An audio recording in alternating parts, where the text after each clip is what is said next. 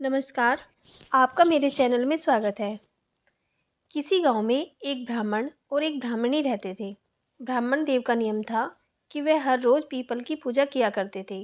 ब्राह्मण देव तब तक खाना नहीं खाते थे जब तक वे पीपल की पूजा नहीं कर लेते थे। चाहे कितना भी समय बीत जाए, खाना वे पूजा पाठ करने के बाद ही खाते थे। बहुत ही श्रद्धा भाव से ब्राह्मण देव पीपल की पूजा किया करते थे। जब भी ब्राह्मण देव पीपल की पूजा करते थे, उन्हें पीपल में से एक आवाज़ सुनाई देती थी, मैं देऊं तू मांग, मैं देऊं तू मांग। ब्राह्मण देव उस आवाज़ को सुनकर घबरा जाते और सोचते, यह आवाज़ कहाँ से आ रही है। फिर ब्राह्मण देव पूजा करके अपने घर चले जाते और दिन रात इसी सोच में रहते। ऐसे ही समय बीतता गया। एक दिन ब्राह्मणी ने ब्राह्मण से पूछा, आप इतने दुखी क्यों रहते हैं और आप बहुत कमज़ोर होते जा रहे हैं। क्या बात है, मैं तो आपको अच्छा खाना बनाकर खिलाती हूँ। हमारे यहाँ कोई कमी भी नहीं है, कोई परेशानी भी नहीं है, फिर आप इतने दुबले पतले क्यों होते जा रहे हैं। ब्राह्मणी के बार बार पूछने पर ब्राह्मण देव ने ब्राह्मणी से कहा कि मैं जब भी पीपल देव की पूजा करने जाता हूँ तो उसमें से एक आवाज़ आती है, मैं दूँ तू मांग, मैं दूँ तू मांग। यह आवाज़ कहाँ से आती है मुझे बिल्कुल नहीं पता। पता नहीं कौन मुझे आवाज़ देता है। तब ब्राह्मणी ने कहा, शायद वे पीपल देव होंगे जो तुम्हें आवाज़ देते हैं। पीपल पर भगवान विष्णु, ब्रह्मा तथा महेश तीनों भगवान का वास होता है। अब की बार जब आप पूजा करने जाएं तो निस्वार्थ ही अपनी मनोकामना बोल दीजिएगा और उनसे जो मांगना है वह मांग लीजिएगा। तब ब्राह्मण देव ने ब्राह्मणी से पूछा, ठीक है, लेकिन तुम ही बता दो मैं क्या मांगूं।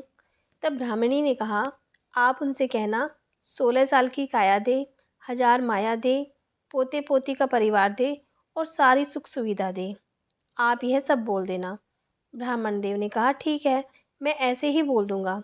फिर सुबह ब्राह्मण देव पीपल की पूजा करने जाते हैं। वह पूजा कर ही रहे थे कि पीपल में से फिर से आवाज़ आती है, मैं देऊँ तू मांग, मैं देऊँ तू मांग। तब ब्राह्मण देव ने कहा, 16 साल की काया दे, 1000 साल की माया दे, पोते पोती का सुख दे और सारी सुख सुविधा दे। तब पीपल देव सोचने लगे कि देखने में तो ये ब्राह्मण बड़ा सीधा साधा लगता है, लेकिन इसने तो मुझसे बहुत कुछ मांग लिया। अब इस ब्राह्मण ने मांगा है तो मुझे देना तो पड़ेगा, क्योंकि यह मेरी नियम पूर्वक पूजा पाठ करता है। फिर पीपल देव ने ब्राह्मण से कहा, जैसा तुमने मांगा है वो सब तुमको मिल जाएगा। फिर ब्राह्मण देव पूजा करके अपने घर को चल दिए। ब्राह्मण देव चलते चलते सोच रहे थे कि मैंने तो पीपल देव से इतना कुछ मांगा, लेकिन पीपल देव ने मुझे कुछ भी नहीं दिया। वह ब्राह्मण देव सोचते सोचते अपने घर से भी आगे निकल गए। तब ब्राह्मणी ने उन्हें पीछे से आवाज़ दी, आप कहाँ जा रहे हैं, आप अपने घर को ही भूल गए क्या। तब ब्राह्मण देव ने पीछे मुड़कर देखा और सोचा कि यहाँ तो मेरा झोपड़ा था, अब यह महल कैसे बन गया। तब ब्राह्मणी ने कहा, मैंने आपसे कहा था ना कि पीपल देव में सभी देवी देवताओं का वास होता है, उनसे कुछ भी मांग लो। तब ब्राह्मण देव ने कहा, नहीं, पीपल देव ने मुझे कुछ भी नहीं दिया, मैं तो खाली हाथ ही आया हूँ। तब ब्राह्मणी बोली, नहीं, पीपल देव ने हमें सब कुछ दे दिया है, आप अंदर आकर देखिए तो। तब ब्राह्मण देव अंदर आए और देखा वहाँ उनके पोता पोती खेल रहे थे और घर धन दौलत से भरा हुआ था। तब ब्राह्मण देव ने पीपल देव को प्रणाम किया और उनसे क्षमा मांगी और कहा, भगवान, मैंने जो भी आपसे मांगा आपने उससे ज़्यादा ही दे दिया। इसके बाद ब्राह्मण और ब्राह्मणी अपने परिवार के साथ सुखपूर्वक रहने लगे और ब्राह्मण देव नियम पूर्वक पीपल देव की पूजा करने लगे।